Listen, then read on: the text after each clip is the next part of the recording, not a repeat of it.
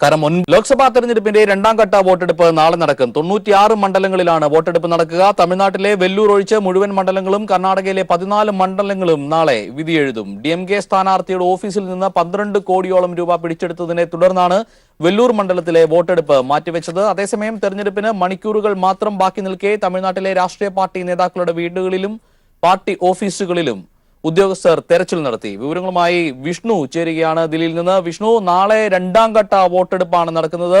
ഇതിനിടയിൽ നേരത്തെ പ്രഖ്യാപിച്ചിരുന്ന മണ്ഡലങ്ങളിൽ ചിലത് വെല്ലൂര് പോലെ വെല്ലൂരുണ്ട്, ഒപ്പം തന്നെ മറ്റു ചില മണ്ഡലങ്ങളും തെരഞ്ഞെടുപ്പ് മാറ്റിവെച്ചു എന്നുള്ള വിവരങ്ങൾ കൂടി വരുന്നുണ്ട്. എന്താണ് ഏറ്റവും പുതിയതായി കൂട്ടിച്ചേർക്കാനുള്ളത്? തെരഞ്ഞെടുപ്പ് ഒരുക്കങ്ങൾ എങ്ങനെയാണ് പുരോഗമിക്കുന്നത്?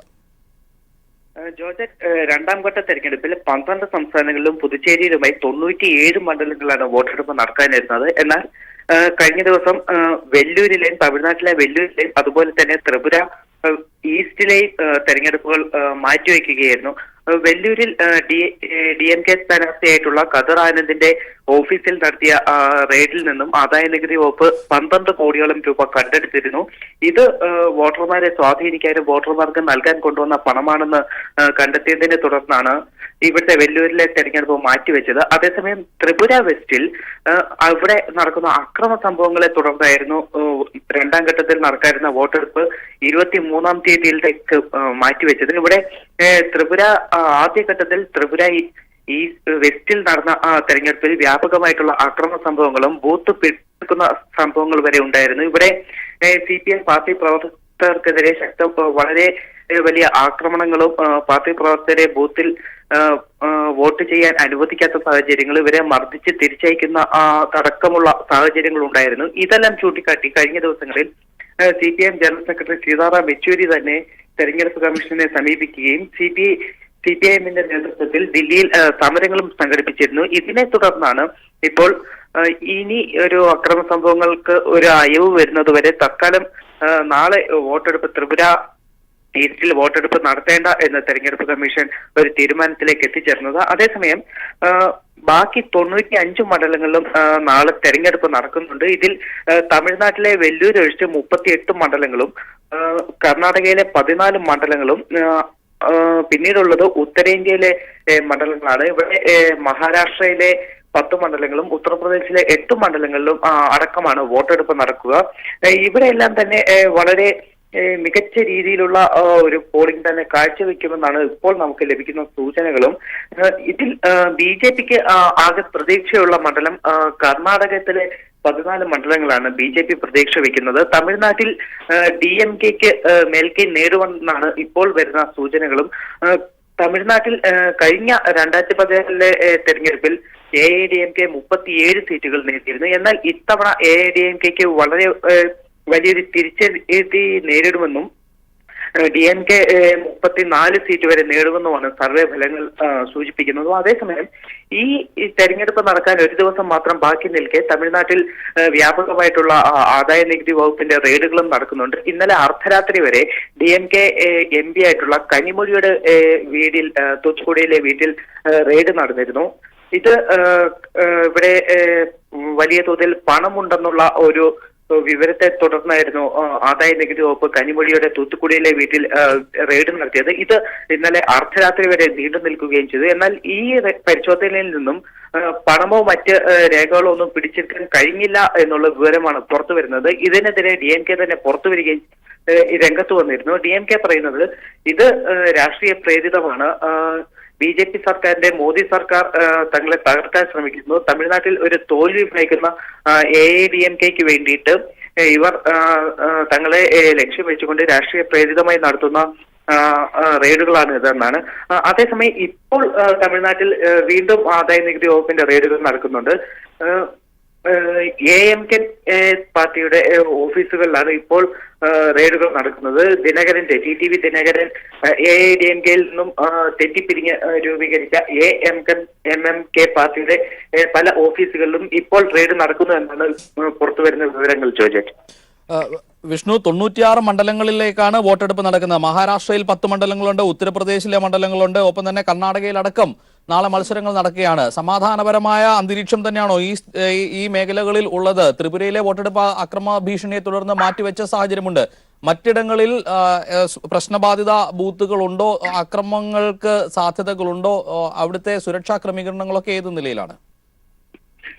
ജോർജറ്റ്, ആദ്യഘട്ട തെരഞ്ഞെടുപ്പ് നടന്ന സമയത്ത് ആന്ധ്രാപ്രദേശിൽ നിന്നാണ് ഏറ്റവും കൂടുതൽ അക്രമ സംഭവങ്ങൾ റിപ്പോർട്ട് ചെയ്തത്. ഇവിടെ YRS കോൺഗ്രസും അതുപോലെ തന്നെ ചന്ദ്രബാബു നായിഡുവിന്റെ പാർട്ടി പ്രവർത്തകരും തമ്മിൽ പല ബൂത്തുകളിലും ഏറ്റുമുട്ടലുണ്ടായിരുന്നു. ഇതിൽ 2 പ്രവർത്തകർ മരിക്കുകയും ചെയ്തിരുന്നു. ഇങ്ങനെ പല അക്രമ സംഭവങ്ങളും ഉണ്ടാകുന്ന ഒരു പശ്ചാത്തലത്തിൽ വളരെ കർശനമായിട്ടുള്ള സുരക്ഷ തന്നെയാണ് എല്ലാ മണ്ഡലങ്ങളിലും ഒരുക്കിയിരിക്കുന്നത്. ഉത്തർപ്രദേശിലെ 8 മണ്ഡലങ്ങളിലാണ് വോട്ടെടുപ്പ് നടക്കുന്നത്. ഇത് ഉത്തർപ്രദേശിൽ വോട്ടെടുപ്പ് നടക്കുന്നത് ഹസ്രത്ത്, ബുലന്ദ്ശഹർ തുടങ്ങിയിട്ടുള്ള മേഖലകളാണ്. ഈ മേഖലകളിലെല്ലാം തന്നെ മുസ്ലിം, ജാട്ട്, ദളിത് വിഭാഗങ്ങൾക്ക് മേൽക്കൈ ഉള്ള മേഖലകളാണ്. ഇവിടെ BJPക്ക് ഒരു മേൽക്കൈ ഇല്ലാത്ത മേഖലകളാണ്. അതേസമയം ഈ 8 മണ്ഡലങ്ങളിലെയും ഉത്തർപ്രദേശിലെ 8 മണ്ഡലങ്ങളിലെയും തെരഞ്ഞെടുപ്പ് BSP നേതാവ് മായാവതിക്കുള്ള ഒരു പരീക്ഷണം കൂടിയാണ്. അതായത് ഈ മേഖലകളിലെല്ലാം തന്നെ BSPക്ക് ഒരു മേൽക്കൈ, അതായത് നേരത്തെ നമ്മൾ സൂചിപ്പിച്ചതുപോലെ തന്നെ ദളിത്, മുസ്ലിം വിഭാഗങ്ങളുടെ ഭൂരിപക്ഷമുള്ള മേഖലകളിൽ SP-യും BSPയും സഖ്യത്തിലാണ് BJPക്കെതിരെ മത്സരിക്കുന്നത്. അതുകൊണ്ട് തന്നെ ഇവിടെ നല്ലൊരു മത്സരം കാഴ്ചവെക്കാനാകുമെന്ന ഒരു പ്രതീക്ഷയാണ് മായാവതി പങ്കുവയ്ക്കുന്നതും. ഈ മേഖലകളിലടക്കം വളരെ കർശനമായിട്ടുള്ള ഒരു സുരക്ഷ ഇപ്പോൾ തെരഞ്ഞെടുപ്പ് കമ്മീഷൻ ഒരുക്കിയിട്ടുണ്ട്.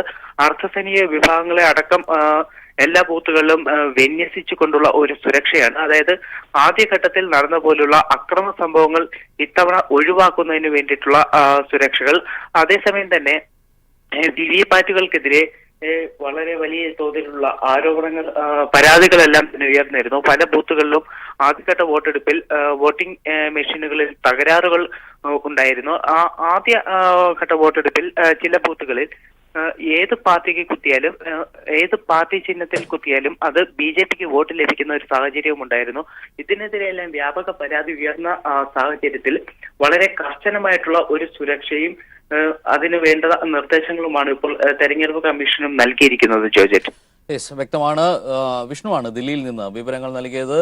നാളെ 2ാം ഘട്ട വോട്ടെടുപ്പ് നടക്കും. 96 മണ്ഡലങ്ങളിലാണ് വോട്ടെടുപ്പ് നടക്കുന്നത്. തമിഴ്നാട്ടിലെ വെല്ലൂർ, ത്രിപുര, ഈസ്റ്റ് എന്നിവിടങ്ങളിലെ തെരഞ്ഞെടുപ്പ് മാറ്റി വെച്ചിട്ടുണ്ട്. വിവരങ്ങളാണ് ദില്ലിയിൽ നിന്ന് വിഷ്ണു നൽകിയത്. തെരഞ്ഞെടുപ്പിന് കേവലം 6 ദിവസങ്ങൾ മാത്രം. ചിട്ടയായ പ്രചരണത്തിലൂടെ തെരഞ്ഞെടുപ്പിൽ വ്യക്തമായ മേൽക്കൈ നേടിയെന്നാണ് LDFന്റെ വിലയിരുത്തൽ. രാഹുൽ തരംഗം കേരളത്തിൽ ഉണ്ടാകുമെന്നാണ് UDFന്റെ പ്രതീക്ഷ. ആചാര സംരക്ഷകർക്കൊപ്പം കേരളം നിലകൊള്ളുമെന്നാണ് BJPയുടെ കണക്കുകൂട്ടൽ. തെരഞ്ഞെടുപ്പിന് ഇനി 6 ദിവസം മാത്രം ബാക്കി നിൽക്കെ അതിശക്തമായ പ്രചരണമാണ് മുന്നണികളും സ്ഥാനാർത്ഥികളും നടത്തുന്നത്. സ്ഥാനാർത്ഥികളെ ആദ്യം പ്രഖ്യാപിച്ച് LDFന് പ്രചരണ രംഗത്ത് മേൽക്കൈ നേടാനായി.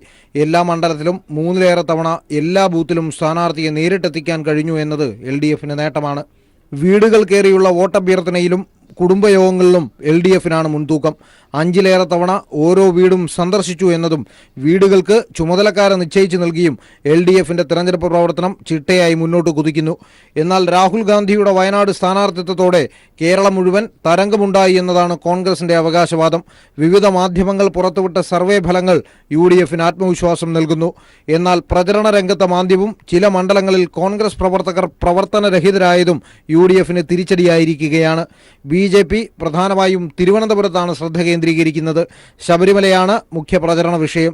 അയ്യപ്പന്റെ പേരിൽ വോട്ട് പിടിക്കാൻ ശ്രമിച്ചതിന് സുരേഷ് ഗോപി അടക്കമുള്ള BJP സ്ഥാനാർത്ഥികൾക്ക് പണി കിട്ടിയതും BJPക്ക് തിരിച്ചടിയാണ്. ശബരിമല വിഷയം പ്രധാനമന്ത്രി അടക്കമുള്ളവർ പ്രചരണ ആയുധമാക്കിയതോടെ അതേ നാണയത്തിൽ തിരിച്ചടി നൽകി മുഖ്യമന്ത്രി അടക്കമുള്ളവർ നൽകുന്ന മറുപടിയും സജീവ ചർച്ചയായിരിക്കുന്നു. ലീഗും SDPയും തമ്മിൽ നടത്തിയ രഹസ്യ ചർച്ചയുടെ ദൃശ്യങ്ങൾ പുറത്തായതും പ്രചരണ വിഷയമാണ്. വരും ദിവസങ്ങളിൽ റോഡ് ഷോകളിൽ കേന്ദ്രീകരിക്കാനാണ് വിവിധ മുന്നണികളുടെ തീരുമാനം. ജീവൻകുമാർ, തിരുവനന്തപുരം.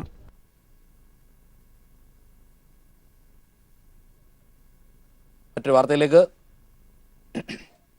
ഇന്ത്യയിലെ ജനങ്ങളെ ജാതിയുടെയും വർഗീയതയുടെയും പേരിൽ പരസ്പരം തല്ലിക്കുകയാണ് മോദിയും BJPയും എന്ന് CPIM പൊളിറ്റ് ബ്യൂറോ അംഗം പ്രകാശ് കാരാട്ട്. മതേതരത്വം സംരക്ഷിക്കപ്പെടണമെങ്കിൽ മോദിയുടെയും സർക്കാരിന്റെയും പരാജയം ഉറപ്പുവരുത്തണം. അതിനായി ഈ തെരഞ്ഞെടുപ്പിൽ ഇടതുപക്ഷത്തിന്റെ ശക്തി വർദ്ധിപ്പിക്കണമെന്നും പ്രകാശ് കാരാട്ട് പറഞ്ഞു. കോട്ടയം കറുകച്ചാലിൽ നടന്ന വീണ ജോർജിന്റെ തെരഞ്ഞെടുപ്പ് പൊതുയോഗം ഉദ്ഘാടനം ചെയ്ത് സംസാരിക്കുകയായിരുന്നു അദ്ദേഹം. പത്തനംതിട്ട ലോക്സഭാ മണ്ഡലത്തിലെ ഇടതുമുന്നണി സ്ഥാനാർത്ഥി വീണ ജോർജിന്റെ പ്രചാരണ പ്രവർത്തനങ്ങൾക്ക് ശക്തി പകരാനാണ് സിപിഐഎം പൊളിറ്റ് ബ്യൂറോ അംഗം പ്രകാശ് കാരാട്ട് മണ്ഡലത്തിലെത്തിയത്. കോട്ടയം കറുകച്ചാലിൽ നടന്ന തെരഞ്ഞെടുപ്പ് പൊതുയോഗത്തിന്റെ ഉദ്ഘാടനം നിർവഹിച്ച പ്രകാശ് കാരാട്ട് പ്രസംഗവേളയിൽ ബിജെപിയെ കടന്നാക്രമിച്ചും കോൺഗ്രസിന്റെ പൊള്ളത്തരങ്ങൾ തുറന്നുകാണിക്കുകയും ചെയ്തു. ഇന്ത്യയിലെ ജനങ്ങളെ ജാതിയുടെയും വർഗീയതയുടെയും പേരിൽ പരസ്പരം തല്ലിക്കുകയാണ് മോദിയും ബിജെപിയുമെന്നും വർഗീയതയ്ക്കെതിരെ കൃത്യമായ നിലപാടെടുക്കാൻ കോൺഗ്രസിന് കഴിയുന്നില്ലെന്നും പ്രകാശ് കാരാട്ട് പറഞ്ഞു. അതിനാൽ മതേതരത്വം സംരക്ഷിക്കപ്പെടണമെങ്കിൽ മോദിയുടെയും സർക്കാരിന്റെയും പരാജയം ഉറപ്പുവരുത്തണം. അതിനായി ഈ തെരഞ്ഞെടുപ്പിൽ ഇടതുപക്ഷത്തിന്റെ ശക്തി വർദ്ധിപ്പിക്കണമെന്നും പ്രകാശ് കാരാട്ട് പറഞ്ഞു. So in this election, the unity of the secular and democratic forces is going to ensure the defeat of the BJP and the removal of the Modi government from power at the center. And in place of that, we have to form a secular government. A secular government will be formed if we can also strengthen the representation of the left in parliament, increase the representation of the LDF MPs in parliament, because it is the left forces which can rally all secular forces to form a coalition government. This is not a role that the Congress party can play or is playing. The Congress party has a record of compromising with the BJP and the communal forces, of colluding with them opportunistically. Jose Champakkara അധ്യക്ഷനായ യോഗത്തിൽ CPI ജില്ലാ secretary CK Sasidharan, LDF നേതാക്കളായ advocate K Anilkumar, professor R Narendranath, advocate MA Shaji, PA Thaha, VP Ismail തുടങ്ങിയവരും സന്നിഹിതരായിരുന്നു. News bureau, Pathanamthitta.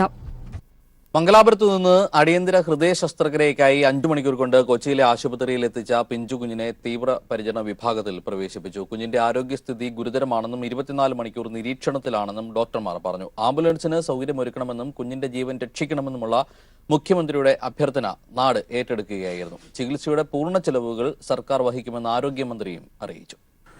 തിരുവനന്തപുരത്തെ ശ്രീചിത്ര ആശുപത്രി ലക്ഷ്യം വെച്ചാണ് മംഗലാപുരത്തു നിന്നും ചരിത്ര ദൌത്യവുമായി ആംബുലൻസ് പുറപ്പെട്ടത്.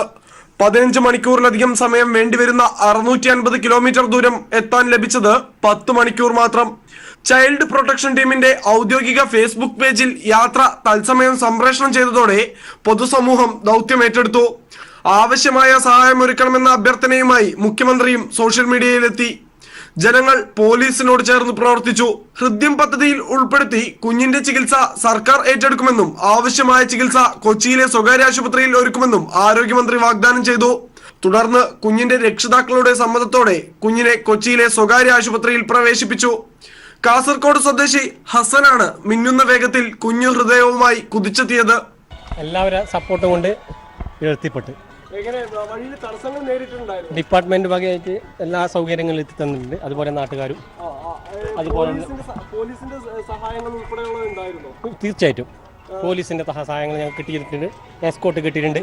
കാസർഗോഡ് സ്വദേശികളായ സാനിയ മിത്താൽ ദമ്പതികളുടെ 15 ദിവസം മാത്രം പ്രായമുള്ള പെൺകുഞ്ഞിന്റെ ആരോഗ്യനില മോശമാണെന്ന് ഡോക്ടർ പറഞ്ഞു. ഹൃദയത്തിൽ ഗുരുതരമായ പ്രശ്നങ്ങൾ ഉള്ളതിനാൽ 24 മണിക്കൂർ നിരീക്ഷണം നടത്തിയ ശേഷം മാത്രമേ മറ്റ് ചികിത്സാ നടപടികളെ കുറിച്ച് പറയാനാകൂ എന്നും അദ്ദേഹം വ്യക്തമാക്കി. Baby is a 15-day-old baby who has been received from Mangalore with a critical and complex congenital heart disease that has affected the baby since the baby was born. The baby has a hole in the heart called ventricular septal defect. Along with that, the baby also has a severe narrowing of a vessel that supplies the body called aorta. സർക്കാരും സർക്കാർ സംവിധാനങ്ങളും ജനങ്ങളും ഒരു മനസ്സോടെ കൈകോർത്തപ്പോൾ ലാഭിച്ചത് വിലപ്പെട്ട ഏതാനും മണിക്കൂറുകളായിരുന്നു. ഇനിയുള്ള മണിക്കൂറുകളിൽ കുഞ്ഞിന്റെ ആരോഗ്യം തിരിച്ചെടുക്കാനുള്ള കരുതലും പ്രാർത്ഥനയിലുമാകും മലയാള നാട്. കൊച്ചിയിലെ അമൃത ആശുപത്രിയിൽ നിന്നും വിഷ്ണുപ്രസാദ്. മംഗലാപുരത്ത് നിന്നും കുഞ്ഞിനെ കൊച്ചിയിലെത്തിച്ച ആംബുലൻസ് ഡ്രൈവറാണ് ഇപ്പോൾ സമൂഹ മാധ്യമങ്ങളിലെ താരം. ചുരുങ്ങിയ സമയം കൊണ്ട് കുഞ്ഞുമായി ആംബുലൻസ് കൊച്ചിയിലെത്തിച്ചത് കാസർഗോഡ് സ്വദേശി ഹസനാണ്. ഹസന്റെ രണ്ടാമത്തെ ദൌത്യമാണിത്. 400-ലധികം കിലോമീറ്റർ പിന്നിട്ടത് 5 മണിക്കൂർ 20 മിനിറ്റിനുള്ളിൽ. കാസർഗോഡ് ഉദുമ സ്വദേശി ഹസനെ താരമാക്കിയത് ഈ വേഗതയാണ്.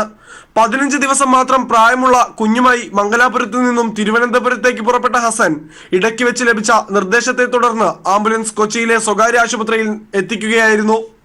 രാവിലെ 10:30യോടെയാണ് 15 ദിവസം മാത്രം പ്രായമുള്ള പെൺകുഞ്ഞുമായി ഹസൻ കേരളത്തിന്റെ മാറിലൂടെ കുതിച്ചത്. യാത്ര സോഷ്യൽ മീഡിയയിൽ തത്സമയം നൽകിയതോടെ സമൂഹ മാധ്യമങ്ങൾ അതിന്റെ കരുത്തു കാണിച്ചു. മണിക്കൂറുകളോളം ഗതാഗതക്കുരുക്കുണ്ടാവാറുള്ള പല ടൗണുകളും ആംബുലൻസിന് വഴിയൊരുക്കി കാത്തുകിടന്നു. പോലീസിനൊപ്പം പൊതുജനവും കൈകോർത്തതോടെ ഹസന്റെ മിന്നുന്ന വേഗത്തിന് മുന്നിൽ 400 കിലോമീറ്റർ വെറും അക്കങ്ങളായി മാറി.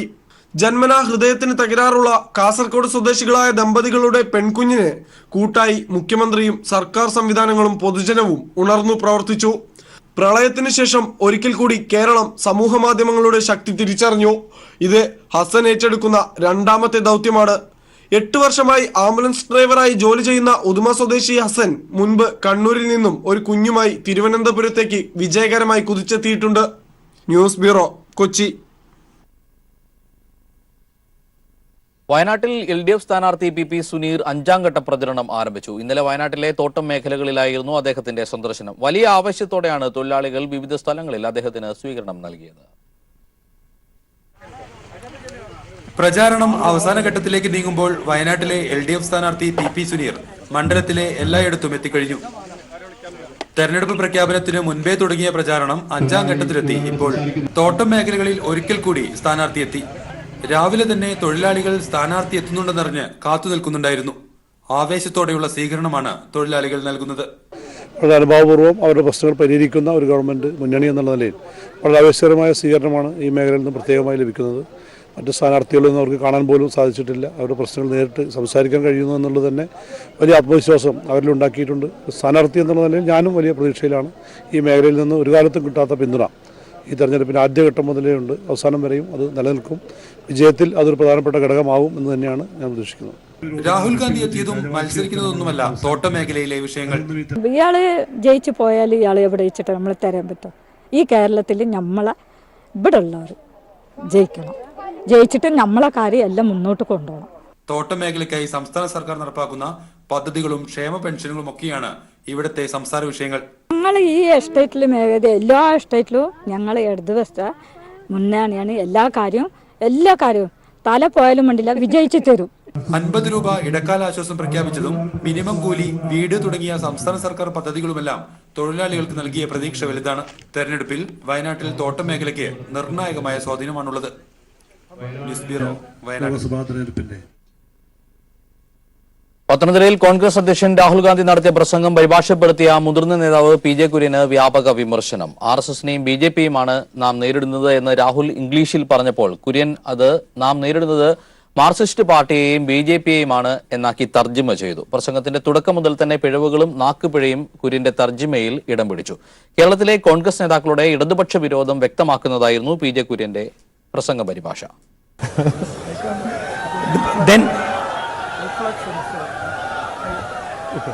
പത്തനംതിട്ടയിലെ UDF പ്രചാരണ വേളയിലാണ് കോൺഗ്രസ് അധ്യക്ഷൻ രാഹുൽ ഗാന്ധിയുടെ പ്രസംഗം മുതിർന്ന കോൺഗ്രസ് നേതാവ് PJ കുര്യൻ പരിഭാഷപ്പെടുത്തിയത്.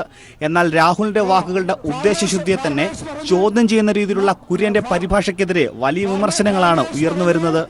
RSSനും BJPക്കുമെതിരായ ഒരു പോരാട്ടത്തിലാണ് നമ്മളിപ്പോൾ എന്ന രാഹുൽ ഗാന്ധിയുടെ ഇംഗ്ലീഷ് പ്രസംഗ ഭാഗത്തെ നാം നേരിടുന്നത് മാർക്സിസ്റ്റ് പാർട്ടിയെയും BJPയുമാണ് എന്നാക്കിയായിരുന്നു കുര്യന്റെ തർജ്ജമ. RSS എന്നതിനെ PJ കുര്യൻ മാർക്സിസ്റ്റ് പാർട്ടി എന്നാക്കി തർജ്ജമ ചെയ്തതിൽ വലിയ വിമർശനങ്ങളാണ് ഉയർന്നു വരുന്നത്. We are currently involved in a fight with the RSS BJP. നമ്മള് മാർക്സിസ്റ്റ് പാർട്ടിയും BJPയുമായിട്ട് ഒരു തികഞ്ഞ കടുത്ത മത്സരത്തിലാണ്. കേരളത്തിൽ CPIMനെതിരെ തിരഞ്ഞെടുപ്പ് പ്രചാരണ വേളയിൽ സംസാരിക്കാത്ത രാഹുൽ ഗാന്ധി ഇന്ന് രാവിലെ പത്തനാപുരത്ത് സംസാരിച്ചപ്പോഴും CPIMനെതിരെ ഒരു ഘട്ടത്തിൽ പോലും വിമർശിച്ചില്ല എന്നിരിക്കെയാണ് PJ കുര്യൻ രാഹുലിന്റെ വാക്കുകളെ തെറ്റായി തർജ്ജമ ചെയ്തത്. പ്രധാനമന്ത്രി ഘട്ടം ഘട്ടമായി പല പദ്ധതികളും വാഗ്ദാനം നൽകുന്നുണ്ട് എന്നത് പ്രധാനമന്ത്രി പടിപടിയായി പല പദ്ധതികളും നടപ്പിലാക്കുന്നുണ്ട് എന്നാക്കിയായിരുന്നു കുര്യന്റെ മറ്റൊരു തർജ്ജമ.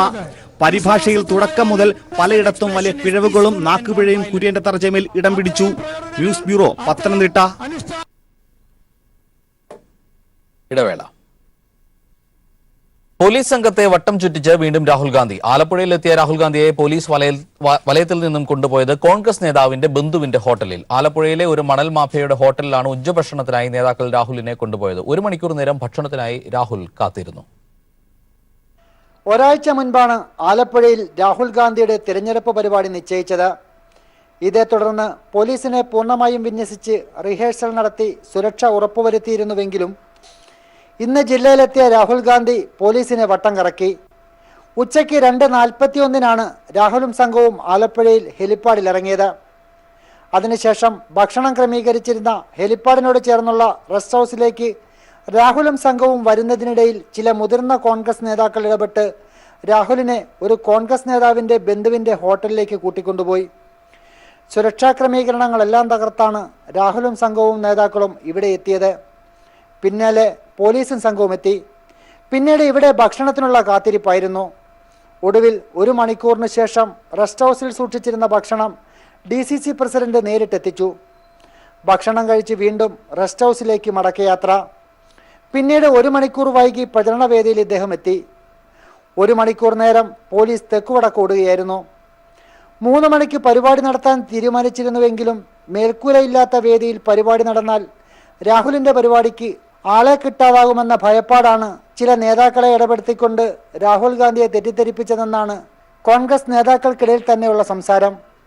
Shah Jahan, news bureau, Alappuzha.